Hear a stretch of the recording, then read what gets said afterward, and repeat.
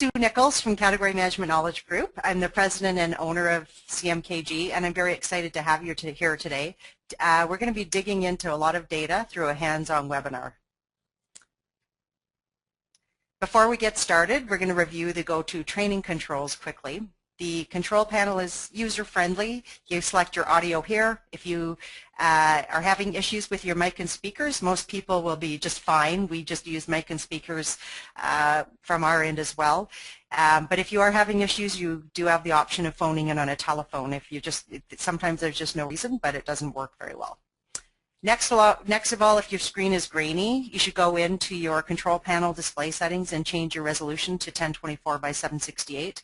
You can also use that orange arrow that points to the right to minimize that big box so that it's not inhibiting your screen. And finally, communications. You can use the chat box to type questions or comments. And I will be asking you for your feedback and some answers and that kind of stuff, and we'll be typing everything into the chat box for that. In terms of the materials, if we do have a PDF available of some of the presentation. We don't have all of the slides in it, but we do have some of the workshops and that kind of stuff in it for you. So if you go into View Materials in your go-to training window up at the top, then you will be able to find this.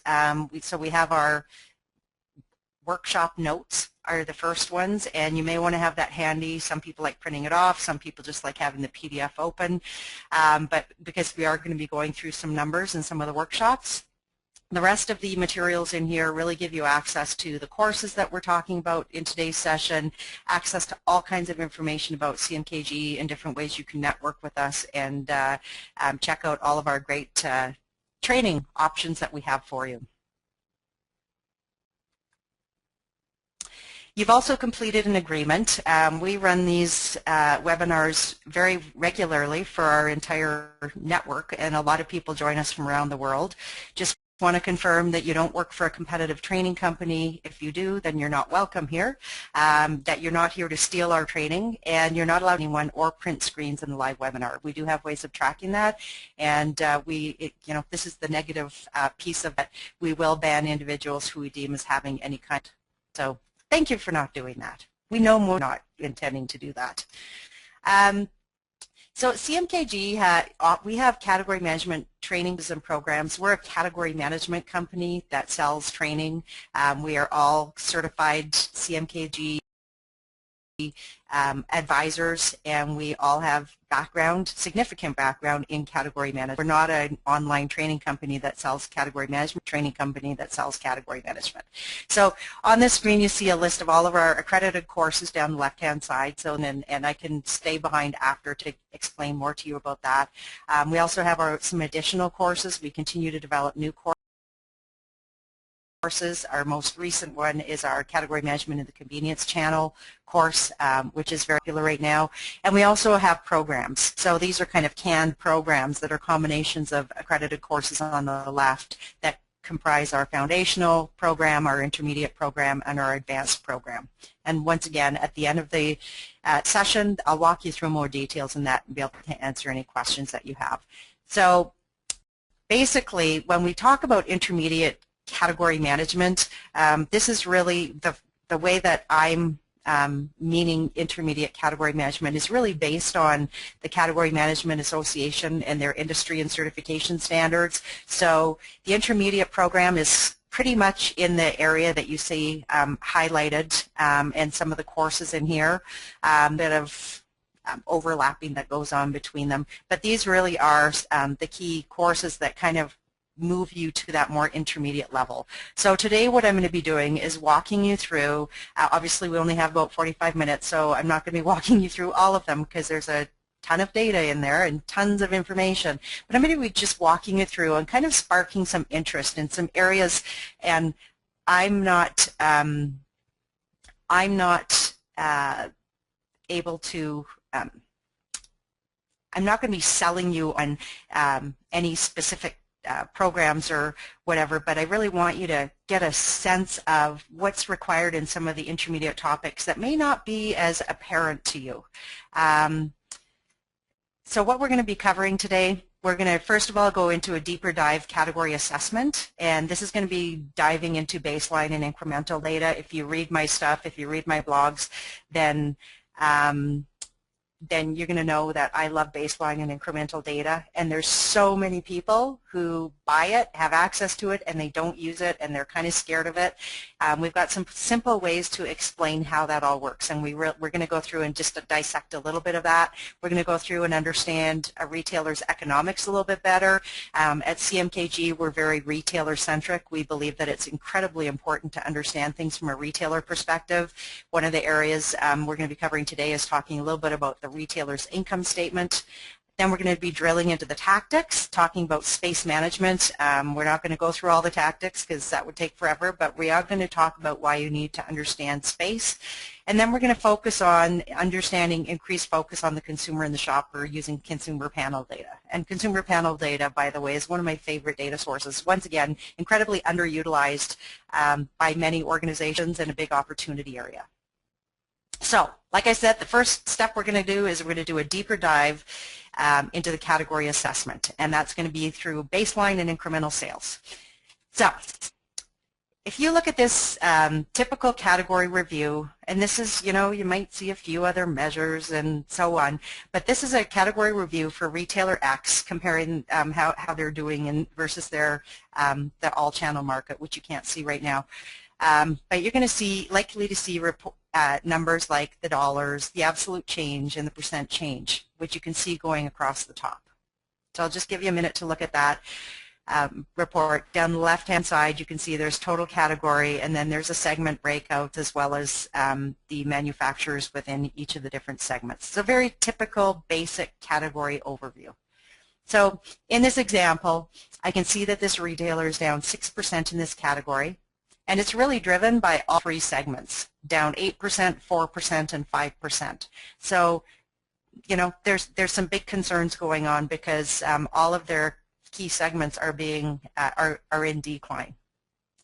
So, what are some ways that you can add more information into this report to really create some action from it? So many times I see, and you know, we don't have market share in here and stuff. So many times that's all that's on the report, and people will look at it, especially senior management, and they go, "Oh my God, we lost a share point. What happened?" And then the company goes into a flurry, running around. I used to work at Procter & Gamble, and so this was a very typical thing. People would run around and try to understand and be able to explain what happened, where that share point went, and it could take them forever to figure that out. One of the ways that is easy to create some action is by adding in that baseline and incremental sales data. So now you can see a whole different, a much more interesting perspective on what's going on. When we look at those first two columns, the percent change for baseline and incremental, we can see that baseline is down 4% and incremental is down 10%. And so you may interpret this that it's the incremental sales that are really driving down the overall category results. Easy way to say that, but I mean obviously baseline is declining too. But I always push our students and everybody to always add in the absolute volume changes. So that's the volume this year minus the volume last year to come up with your absolute volume change, because it can give a very different perspective. And only looking at percent change, then you're only you're not kind of considering the size of the prize at the end. So you can see that the baseline sales are actually, even though they're down 4%, they're down more in absolute volume than the incremental volume loss has been. And the reason for that is because 77% of the category sales are sold on baseline and 23% are sold incrementally. Somebody asked, is this a cereal category? The answer is, you are correct, Judy. This is a cereal category, totally made up numbers, so but just an easy way for you to take a look at category assessment. So once we've taken a look at that, we can highlight the segments where the absolute volume declines are the greatest. And once again, you can see that the biggest declines are in manufacturers number 1 and 2 for family and adult. But the family decline is in baseline sales, while the adult is in both baseline and incremental sales. Another thing to note is that the kids segment for manufacturer number 2 is declining primarily in incremental sales. And you'll note that manufacturer number 1 kids is also in decline. But this hasn't been highlighted as a priority because it's up in baseline sales, and so it's not as significant of a drop. So when you're doing a category overview like this, you can't kind of point out every single number. You're really trying to find the nuggets of, okay, where do I need to look next? Because otherwise you can't look at every single segment and every manufacturer within it, or it's going to take you a long time and it's easy to get lost. So the beauty of learning how to properly drill through data, you should be able to do this in 10 or 15 minutes to drill down and really figure out what the heck is going on, what's driving it, and what do we need to do to change it. So that's what we can get out of this category review, where we incorporate the baseline and incremental sales. The next step, once we've looked at the baseline and incremental sales, is to tie in those business results with the tactics. Those tactics are what create the action in the category, and they're the key drivers for the category. They need to be monitored in order to understand how they impact volume growth or decline within a category. And some tactics will have a bigger influence in one category over another. For example, there may be a promotion and pricing may play a much more significant role in some categories than others. The important thing to note is in category management, a lot of organizations still only focus their category management teams on assortment and shelving, and that's a real limitation because you should be looking at the entire scenario, including all of the tactics. Therese just asked what I mean by incremental sales. I'm not going to get into all of the details about the difference between baseline and incremental because that can be a course in itself. But basically, baseline sales is the average predicted sales that are going to happen without any kind of promotion. So they would have happened whether or not you had any kind of promotion or pricing change or display. While incremental sales is all some people like to call it rented space, where you would not have got that volume if you hadn't done that promotion. So it's a good segue into understanding what baseline sales can be influenced by, which are marketing efforts, including coupons. And by coupons, I don't mean internal store coupons, but marketing efforts like freestanding insert coupons, magazine coupons. Baseline sales also includes out-of-store marketing and equity, and even things, external influences like economic conditions and weather. I'm pretty sure that there has been a significant impact, for example, on beer sales in Canada this year so far, because we're still in winter.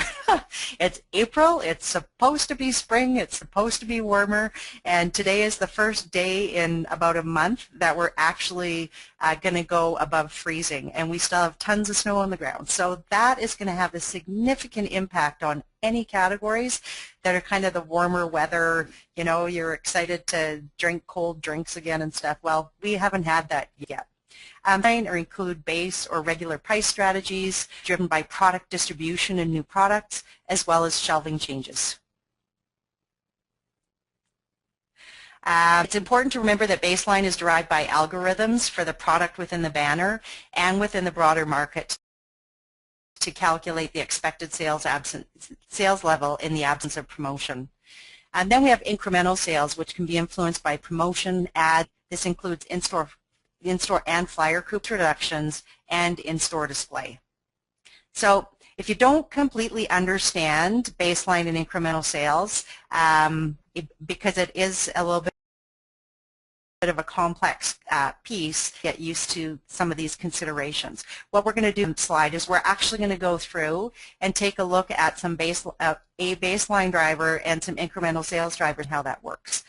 Kim, you've asked about respond to someone high up in the organization that states that baseline numbers are made up and to use promo and non-promo. They're really limiting understanding payout from the promotions because the payout is only those incremental sales, not the baseline sales, because they would have had those anyways.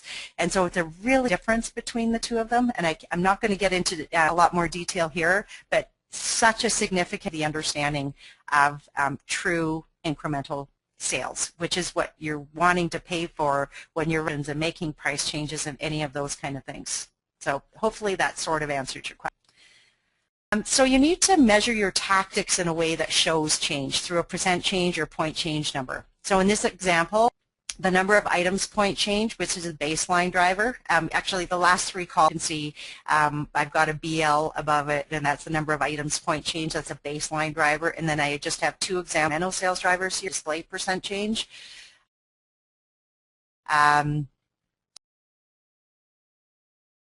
So basically, when you take a look at the results for baseline sales, we've already covered that the total category is down 4%.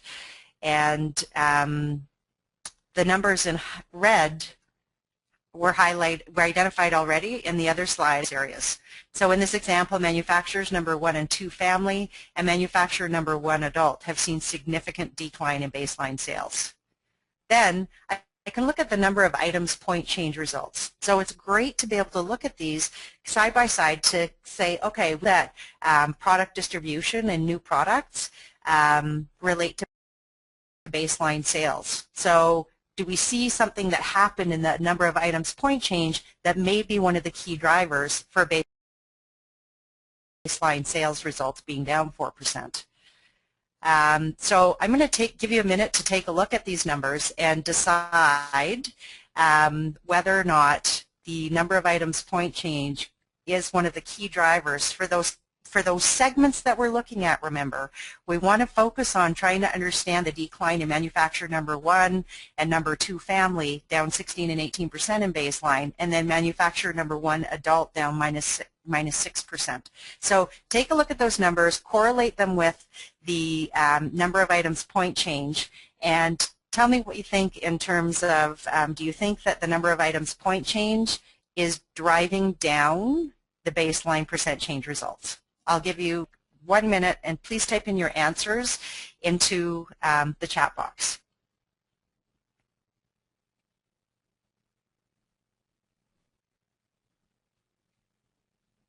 And while you're doing that, I think it's Kristen asked, can you use ACV percent instead of number of items point change? You could use, the distribution points is definitely another item level and kind of a distribution and new product piece that you can use. So yeah, this is just only one example of one of several measures that you can use. Good question.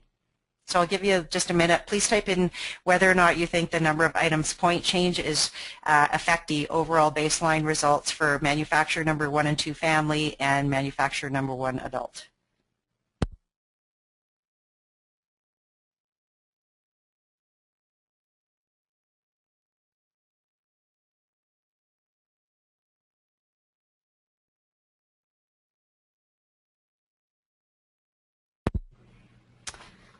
Okay, I'm getting some answers in here. So far, they're all no. So that's a great answer. It doesn't appear that the number of items point change has had an influence on that baseline sales driver because manufacturer number 1 is down 16% in baseline, but they actually increased by 1.1 items in the same time period. So assortment wasn't a driver of that example. Manufacturer number 2 is down 8%. Just down slightly in the number of items, so unlikely a driver of the negative volume results. And same with manufacturer number 1. It's down 6% in baseline sales, and there's once again not a huge shift in assortment. So in net, the change in items didn't have a significant impact on the baseline sales.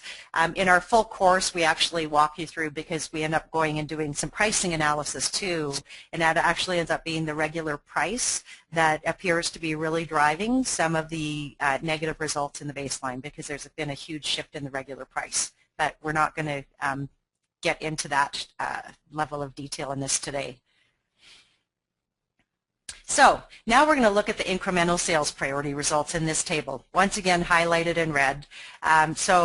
When you take a look at the incremental percent change numbers, you can see that it's manufacturer number 2 family and then manufacturer number 1 and 2 adult that are driving those incremental percent change numbers way down. So once again, I'm going to give you just a minute to review the incremental percent change results across the segment, and take a look and see if you think changes in the feature percent change and display percent change may have had an effect on the overall incremental results that you see. So type in your answers, type in your perspective in the chat box as you go through this, and then I'll walk you through it in more detail.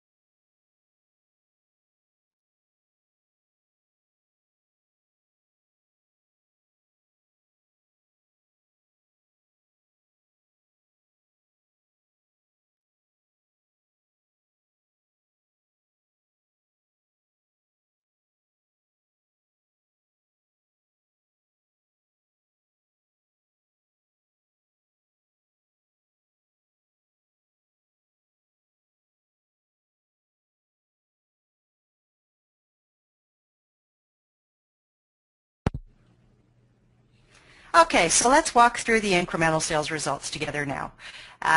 For manufacturer number 2 family, they're down 14% on incremental sales, and there was a decline of 48.7% in feature support and 6.3% in display support over the same time period. So this is definitely an example of where the tactics have a direct impact on the incremental volume results. When you're seeing that huge of shift in features and display support, that's got to affect your volume.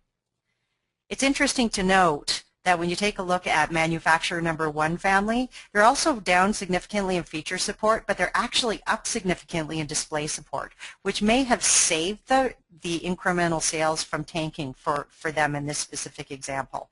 And it's interesting to note because these numbers are real. So this is an actual example of how out to lunch sometimes some of these numbers are, and some of the significant shifts that retailers have. And this is kind of value that really can be gleaned by manufacturers going to this level of detail to be able to understand exactly what's going on in overall promotional support. So the next priority is manufacturer number 1 adult, which is down 15%. You can see that the feature support versus year ago is down by over 33% once again, and is most likely a driver of incremental volume results for this segment as well. And of note, you can also see that manufacturer number 3 is up over 200% in feature and 230% in display support. So they probably come in with a schwack of money and wanted to buy a whole bunch of promotional support, but that their overall volume only grew by 55,000 absolute dollars. So it looks like the retailer may have ramped up on promotions, not only on manufacturers number 3, but also on number 4 in the adult segment, to the detriment of the segment and ultimately of the total category. When you take a look at manufacturer number 2 kids, it's down 35% once again with a significant reduction in feature support. And once again, manufacturers number 3 and 4 excuse me, in kids increased their feature support significantly over the same time period, once again to the detriment of the kids segment and ultimately the category. So some significant views of the data, just looking at the difference of understanding what's driving the baseline results as well as the incremental results, and even the tactics that are driving the results. So hopefully you are going, wow, this does give a significantly much better perspective of what's going on than just looking at some of those volume and share results that I started out with. So when you're doing the tactic measures, make sure you're only showing change, like percent change or point change, and looking for trends that may have affected the baseline and incremental volume. So don't include the share and fair share index and stuff. Those numbers can still be used and they're relevant for other things, but when you're really trying to understand what's driving your overall results, this is the best way to do it. So hopefully you've learned from this that there's a logic and a flow. And this is one of the, I would say that one of the areas of art and experience that come into play in category management. So, you know, starting at the top, you do your category volume and share results to understand the biggest volume losses and opportunity. We tend to jump in too deep, too fast. I love starting out looking at perspective to say, okay, what's going on in the category? Then drilling down into my read, then into my account, then into baseline and incremental sales, and so that I have such a good flavor for some of the big opportunities, some of the smaller opportunities specifically at my retailer. Then once the baseline and incremental sales volumes changes are looked at, then you can look at the drivers, which we've just done, identify the tactical issues, and then do your deep dive analysis. So that if now, you know, based on this, I'm probably going to want to go in and really do some promotion, understand what the heck happened and what kind of changes should be the retailer be making based on those shifts that they made in supporting manufacturers number 3 and 4. And it can be very quick. If you have your report set up and you get used to this drilling down through the data approach. We also have our measuring category help, baseline and increment. It's an online accredited course that walks through way more detail on, I just showed an example of what's available in our online training course. So our next topic is around retail economics, and this is an area that I personally have great passion for, as the more understanding you have as to how a retailer runs and measures their business, regardless of whether you're a retailer or supplier, the better job you can do as a category management, sales, or marketing professional.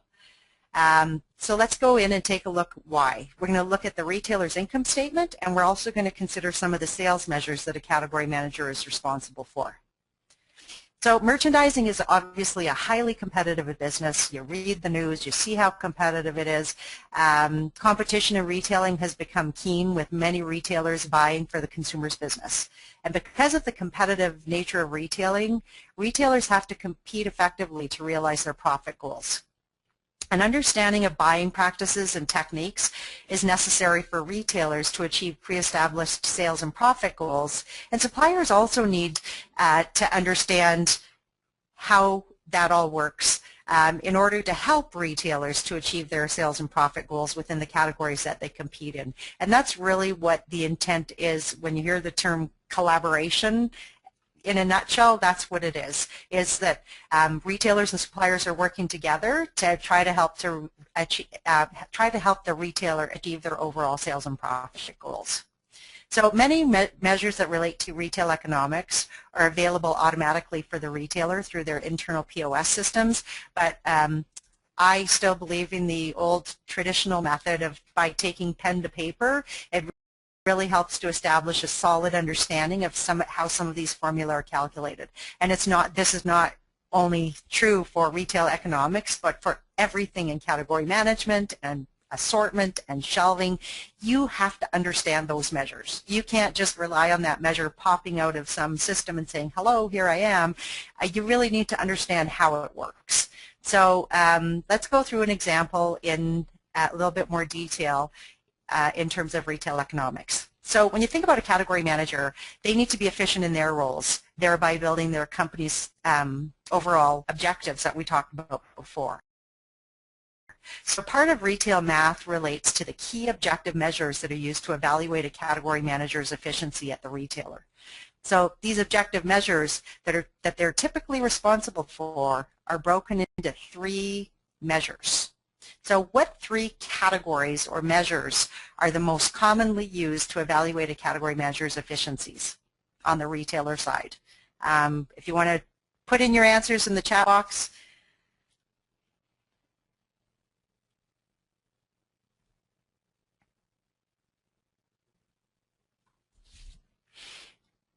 Okay, I have sales revenue, profit, inventory, gross profit, turns, margin, sales profit and volume, GM, shrink ratio, share, dollars per foot, GMROI, turns. The key buckets that they're responsible for are sales, profit margin, and inventory. And a lot of the measures that you guys mentioned here are kind of subsets within these three key measures for the category manager. So the cool thing is that when you take a look at a retailer's income statement, it's actually incredibly aligned to what a category manager is responsible for. So I put those three key measures at the top of the slide as a reference, and you'll see why in just a minute. Then we have an example of a basic retailer income statement. And honestly, when I left my job at Procter & Gamble and started my own company and started working more with retailers and starting to understand how retailers look at their business and measure their business, I didn't know any of this. I thought I was pretty good at category management. I knew nothing about this kind of information, and to have that added value and appreciate how a retail and dissect what is most important to a retailer through their income statement is incredibly valuable. So all three of the measures that we've already talked about that the category manager is responsible for are all captured in the retailer's income statement. First, we've got sales. It's the first line of the income statement, and category managers can increase sales through the tactics, including pricing, promotion, product assortment, and placement. So that's how they can impact that number. Next, they can also decrease the cost of goods sold, either through affecting profit margin or inventory. And that's when there's the negotiating a lot going on between retailer and manufacturer to reduce that cost of goods sold number. And ultimately, excuse me, by increasing sales and or decreasing the cost of goods sold, the net result is the gross profit for the retailer, both as a dollar amount as well as a gross margin percentage or profit margin. The gross profit needs to pay for both the operating and non-operating expenses and ultimately leave a positive net income for the retailer. So they don't want to go in the red, and the higher that margin is, the better off they are. Obviously, category management is not the only department responsible for the results on the income statement, but for the purposes of this, kind of the approach that we're going to be taking, we're only going to be focusing in on the areas that they're most accountable for. So let's go back and talk a little bit more about sales as an example. We talked about that being one of the areas that they can influence. Sales is defined as all items scanned through the retailer store's front-end system. When a category manager is looking at their business, they usually look at some key measures, which may be also referred to as performance indicators or key performance indicators or KPIs. So first, they want to understand how sales are performing compared to prior period, which is usually a year ago. They can look at absolute dollar change or percent change versus year ago. And my personal opinion is that they should be looking at both. Next, they want to know how sales are performing versus their targets or budgets for the fiscal year. And then the last key measure that relates to sales is the sales per square foot. Very important measure for retailers. And this calculation gives the value of the sales generated in relation to the amount of floor space that they have. The calculation for per square foot, it's sales divided by floor space to equal the sales per square foot. So we've got an example here. The average store size in a chain, including the stockroom and display dimensions, as well as their January category sales. So based on this, what is the sales per square foot? And it's important to note that that the sales per square foot calculation does not include display space or stockrooms. So I'm going to give you 1 minute to calculate this, and we'll see who gets it right. Type your answer in the chat box, as always.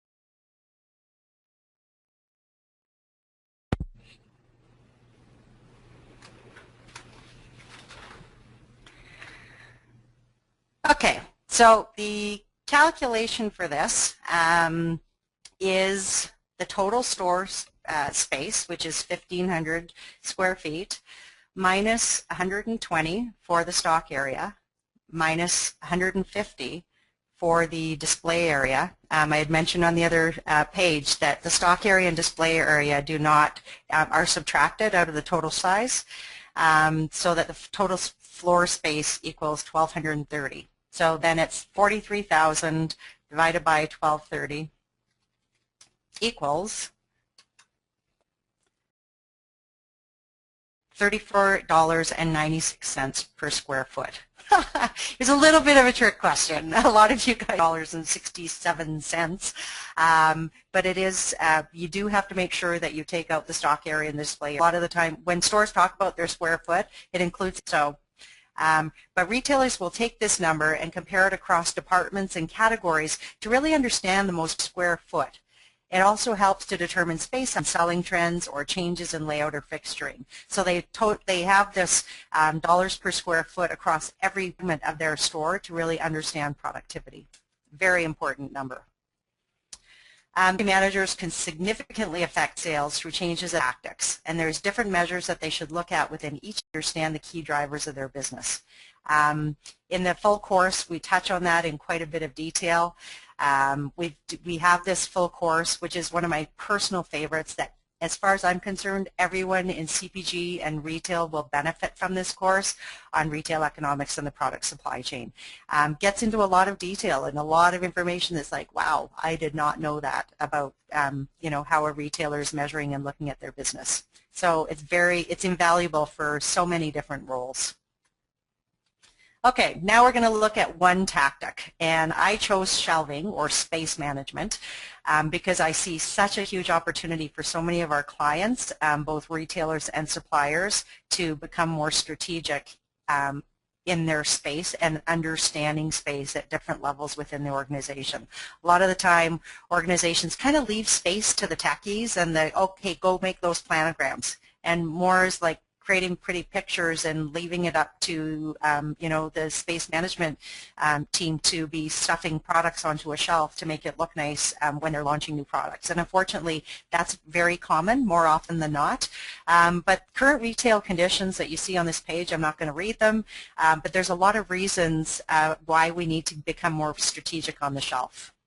CPG invests billions of dollars every year in effective sales, marketing, and supply chain support for the retailer.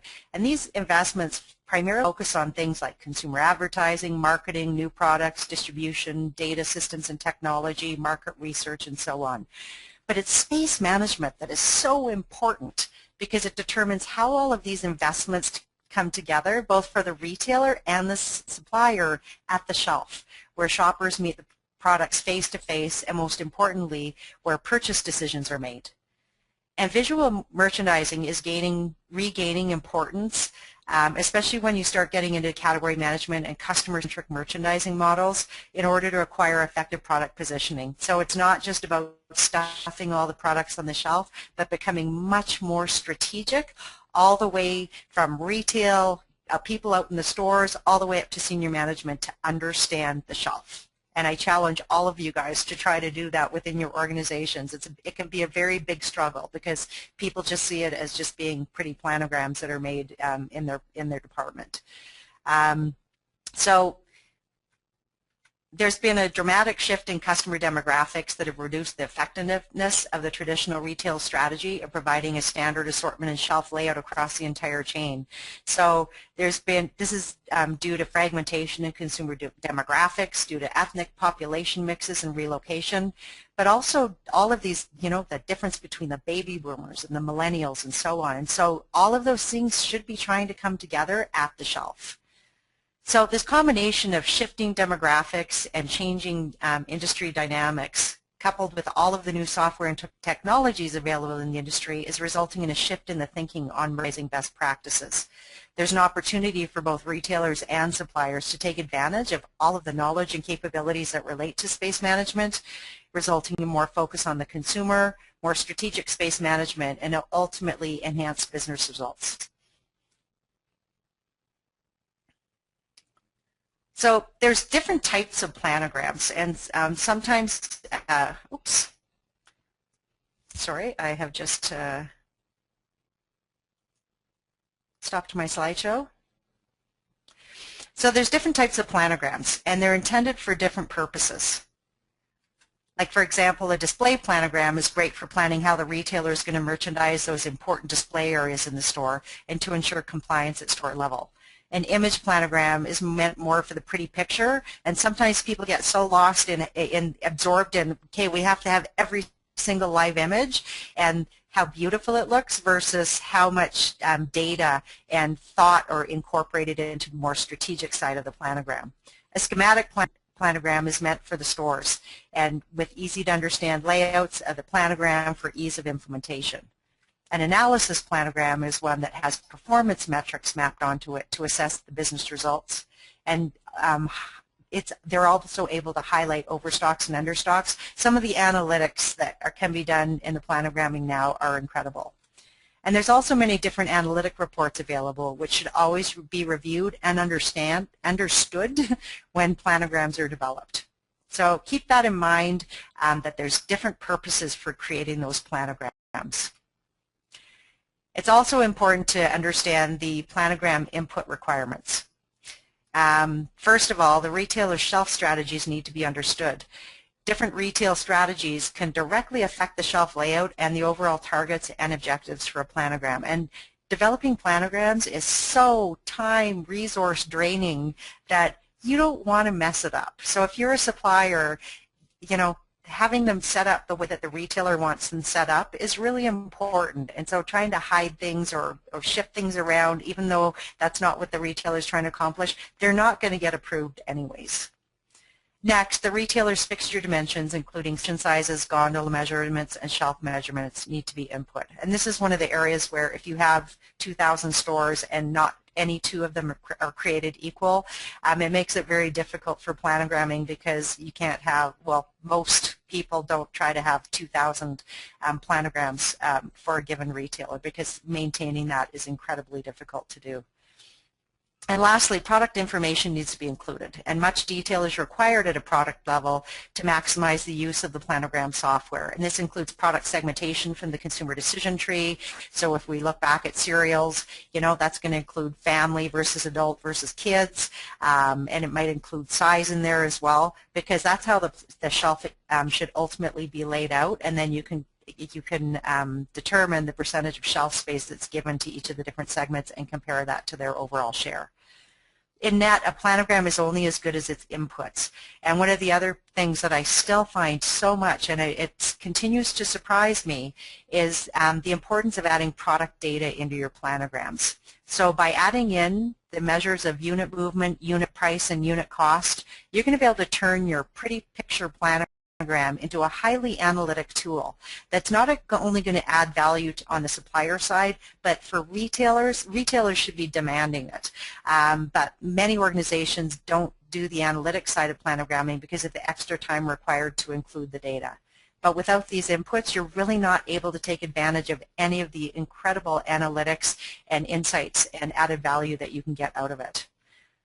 So we have our accredited space management course, very popular with students. And it gives best practices and considerations for the non-techies. This is not for space management experts. It's more on the application side and really understanding space management and some of the important measures that you should be understanding. Okay, I'm running over time. Consumer panel data.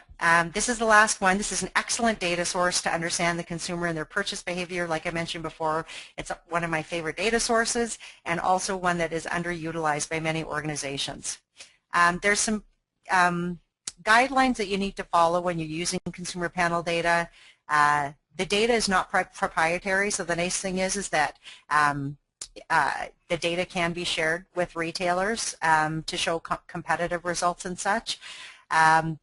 Also, you need to understand that it's projected data driven off a panel. So when you're using those volumetric numbers, you want to make sure, first of all, that they're significant, but the volumetric numbers can tend to be off. So by a volumetric measure, I mean something like total dollar sales.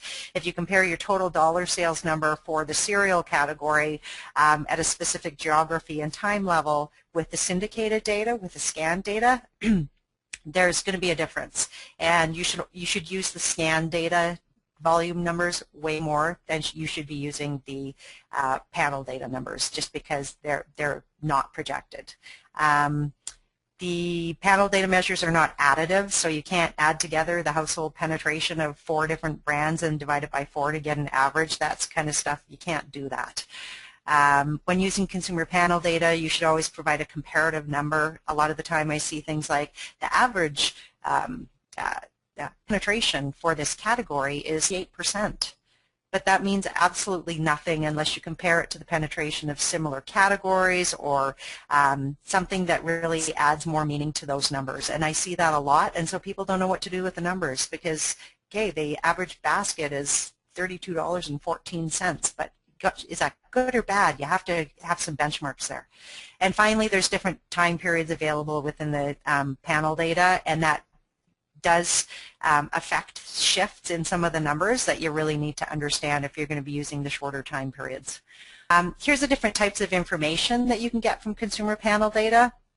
It includes consumer purchase behavior data, which is things like penetration, average household expenditures, trips per buyer.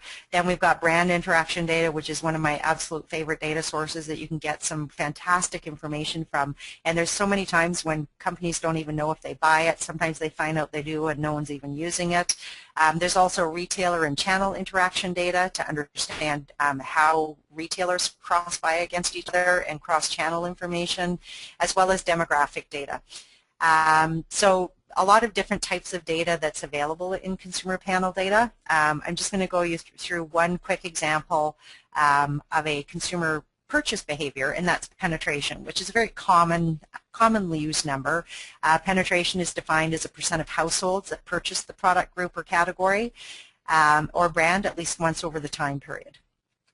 So I always like doing the simple house perspective. We've got these 10 houses and they're our total market.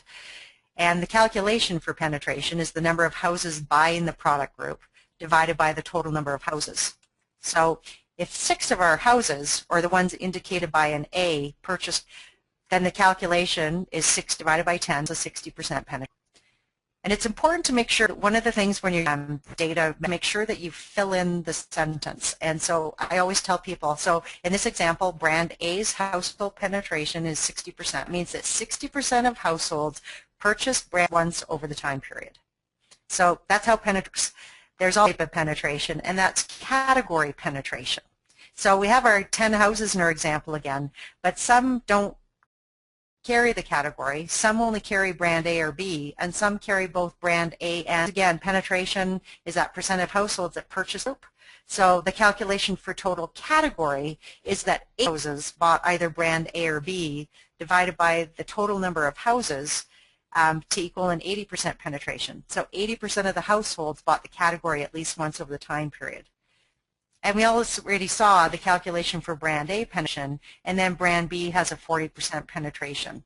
And so this is why, at a very simple explanation as to why you can't add up penetrations, because it's based on one purchase at that product group level, which in this example is the category level. So how can retailers and suppliers influence buyers to purchase a particular category, segment, or brand? Or in other words, how can they increase penetration? So type in the chat box, what are some ways to increase penetration within a category?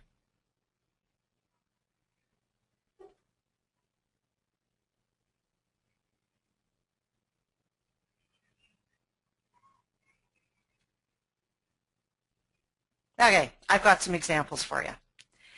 We have media and advertising, increased distribution points, product sampling through in-store or via mail, trial sizes, coupons and pricing, in-store display, cross-merchandising with related categories, and increased shelf presence. So each of these elements can influence a buyer to purchase the product. And so it's quite interesting because if a category has low penetration and you have a new product launch that you think is going to bring new consumers to the category, how many times do you see that your organization is actually measuring penetration as one of the overall success factors for that category launch? And in a lot of cases, they're not even thinking about it. So this is the kind of simple stuff that, you know, if you can show that your new product launch actually increased penetration in the category, that's a big deal. That's a big number to be measuring. And more often than not, it's not being measured at all. So I've got an example of penetration result. Because of the time, I'm not going to get you guys to look at it first. I usually end up getting so excited when I talk about things that I can't shut up. But first of all, it's important to look at the share trends from the same time period that you're looking at within your panel data. So when I take a look in this example, grocery is declining while mass and club are growing in share within this category. And then I look at retailer A, they're losing share, and retailer B is growing slightly in share. Then when I take a look at the penetration results, I can see that grocery is losing penetration, or percentage of households purchasing the category, driven by a loss of penetration in retailer B. And retailer A's penetration is flat. You can see that club and mass are growing in penetration, which is ultimately driving up the penetration slightly. It's up 0.2 points in the total market. This doesn't give us a full understanding of what's going on. In fact, we see that retailer A is losing share, but penetration is flat, while retailer B is growing in share, but losing penetration. And the other, in the full course of this, what we do is then we take a look at the dollars, at the average dollars per year that are being purchased by the household, because the dollars purchased times penetration actually equals dollar sales. And so when you start doing that and then dissecting some of the consumer panel data, it just sings with all these beautiful insights and pieces of information that can tell you so much about what's going on in the category, and a lot of the time that information isn't even being utilized. So we have a course on building data competency on panel data, which is another one of our online accredited courses. So I've gone through 4 examples in terms of some of the new ways to consider and look at data if you're trying to move to a more intermediate approach of category management. And I hope you got some new ideas and analytic opportunities as well as training opportunities that you can use at your desk. Like I mentioned before, these tie in with kind of that intermediate approach to category management. I'm just going to take a couple of minutes here to let you know a little bit more about CMKG now, and really ultimately the reason that we do these free webinars and also are so involved and engaged in social media is, for one thing, I absolutely love it. I have a huge passion for everything related to category management, but ultimately we're also hoping that as you go to choose a training partner, whether you're an individual or team or an organization, that you choose CMKG. We figure that you take talented people plus category management training plus category management knowledge group, that we will help you to drive overall business results for your organization. So just to let you know a little bit more about how we work with everybody, we're not out to just sell you a generic program and get you off and going. We have a gold standard approach for our training session, for all of our training, whether you're an individual or an organization, where we want to make sure that we understand exactly what your needs are. And so we do a discovery and consultative session. It's obviously a lot more detailed for our corporate clients. Then we help to develop the training plan based on your budget and your needs. We implement it, and we want to make our students happy with every experience that they have with CMKG. And so our focus on our students and our corporate clients is so important to us on an everyday basis. And really the focus is on you. So basically the way that it works is that you pick your courses to create your program. through, and you may want certification. You may want to fill in some gaps of training that your organization has, but there are some gaps in the training, and we do that as well. We can also create programs by role as well as by individual. And one of the things that we do have that's complimentary is a test that you can take to really help to understand how the heck to get started. You look at all these courses, it's pretty overwhelming. So we have our certified courses at 3 different levels: foundational, which is the certified professional category analyst; the intermediate, which is the category manager; and then the advanced courses, which is the strategic advisor. And so if you take the courses and you do qualify for accreditation with the Category Management Association, there's some other requirements they have besides educational, but it is all of the educational needs that you will be required to have through the CMA. Then we also have a bunch of additional courses, and we're continuing to develop and evolve these. One of my big passion focus areas in 2014 is on the convenience channel. It's a very different scenario, and with everything that's happening with all of the competition, there's just so much need to get some education out to the convenience channel, the convenience store owners, and really getting a much better understanding and better access to some specific training for that channel. All of our courses include downloadable notes, knowledge checks, a final quiz, additional resources, as well as hands-on workshops. The final quiz, you do have to take a quiz in order to qualify for industry certification, so that's one of the requirements. The other cool thing that we have that is over and above our courses, we get asked when we're, if you're looking at more than one online training company, what's the difference between you and your competition? We have, bar none, I would say in the world, the best category management resource center you can possibly find. When you, with every program that you buy, you get access to our resources. So our resources include 6 case study live webinars per year, where we get down and dirty. We pull out some data that's related to a different topic, or we bring in guest speakers to run these live webinars. They're also recorded, so as they evolve, as we continue to run them, they're just becoming more and more of them available in the e-learning center. It's where you access your online courses and testing. We have updated student transcripts and corporate reports for everybody. Our resource library has over 750 white papers, like links to books, videos, and documents, and we continue to add to that on a regular basis. We also have daily news, so a lot of the most relevant news that's going on out there, as well as a dynamic glossary. And we have over 300 terms and definitions, but it's linked up to other resources and such, and so it's a very highly utilized resource. We also have a great support. I mentioned before, we're all accredited category management professionals. We have an online chat, so when you're in the e-learning center and you're taking your training, you click on the online chat if you're having technical issues or if you have a question.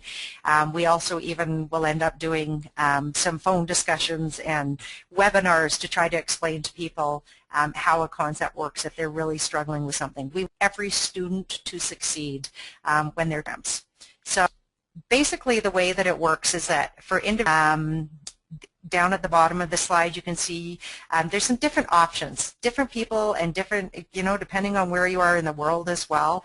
Some options may be a lot more affordable from a cost perspective than others. So you can purchase a seat into our e-learning center, and that will give you access to a free course, access to all of the resources, including what I just covered on the last page, so the 6 live webinars, the glossary, all of the white papers and such. And you can buy an annual membership for $199. You can also purchase courses. You can buy them pay-as-you-go. You get access to one course for 1 month or 30 days, and you get access to all of the resources for those 30 days, and the cost per course is $99. Or you can purchase a program, and you can purchase foundational, intermediate, or advanced, or we can help you to create a custom program. We have an online assessment that you can take to determine your biggest training opportunities, and all you need to do, and that's $99 a course times the number of courses you take. So our pricing is very easy to understand. And if you're interested in this, you can let us know. You can even type it in the chat box, and we can set up an orientation meeting with you if you want to get more information on that. We also have a focus for our corporate programs, where obviously the larger the number of people, than the bigger price incentives that there are. So basically the way that it works is you purchase a seat for each of the students, which gives access to online resources, live webinars, and online courses. And then you purchase the total number of courses. So it's the total number of courses across all the students. And so if there's, I've actually got an example on the next page. But if you have 50 people that are going to take training, then the cost per $150 based on that grid I showed you on the previous page, so that would be $7,500. If you each take 12 courses, the cost per course is $44, so the total program cost is $33,900. So the course per seat and course is determined by the volume that I showed you on this page.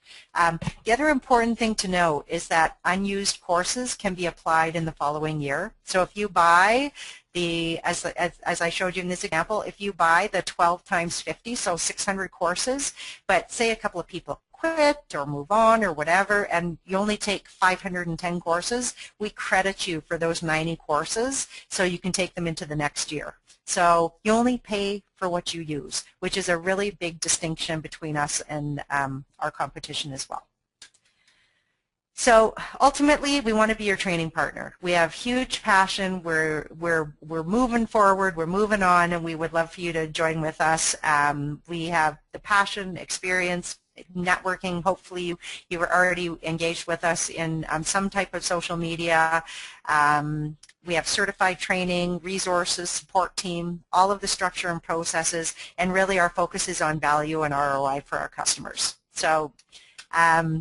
In terms of next steps, we have some great references. So as corporate clients, if you want a list of our references, we're more than happy to give them to you. We don't publish them on our website because we like to keep it in confidence who our clients are. Suzanne, you asked me if this is in US or Canadian dollars. Sorry, this is all in US dollars. We also give you the opportunity to review our content. If you're a corporate potential client, we just get you to sign an NDA, and we give you a course overview document, and then we give you access so that you can review it for your team. So you can begin developing your program by booking an orientation meeting with us, where we really do want to understand your needs and determine the best course of action based on what you're trying to accomplish. For some clients, not ready to jump in full bore, but they go, you want to know what? We could really use that retail economics and product supply chain. We've got some different options. We will run a private live webinar where we go through the entire course, the testing and everything for your team for up to 200 participants, and we can even do live training sessions. So as an example, we can do a 3-hour live session on the category management fundamentals that is facilitated by myself, or there's a couple of other people facilitating. And we provide training and interactive hands-on workshops for groups of any size. So, and we also have a lot of other live session topics available. Some of the other cool things we're doing, we're always doing cool stuff. We're always moving ahead. I already talked about our new retail strategy in the convenience channel course. Right now we're working on trade promotion and trade management, and very excited by it. We have a ton of people already lining up who are interested in being the first ones to access the online course. It's going to be awesome. We're spending a lot of time on it. The development behind these kind of programs, courses is quite a bit. And then, like I said before, check out our materials section in the go-to training under view materials if you want to access to our store, our blog, our social media, everything. The last piece that is the most exciting thing is that we're moving to a new learning management system, and we're moving to it in June. And what a learning management system is where all of our students have access to the courses, all of those resources I talked about, calendars, structure, all that kind of stuff. We are moving to an incredible new system that is actually completely mobile, which is not very common for you to have a learning management system that's completely mobile, and so we're going to be coming out with all kinds of new cool stuff. So anyways, that is it. If you want to email me directly, here is my contact information, and you can see our phone number on the screen and our website. We invite you to you know, get engaged with us. I hope that you found this webinar valuable, and have a great day. And for those of you who have asked for follow-up, we will definitely follow up with you afterwards. So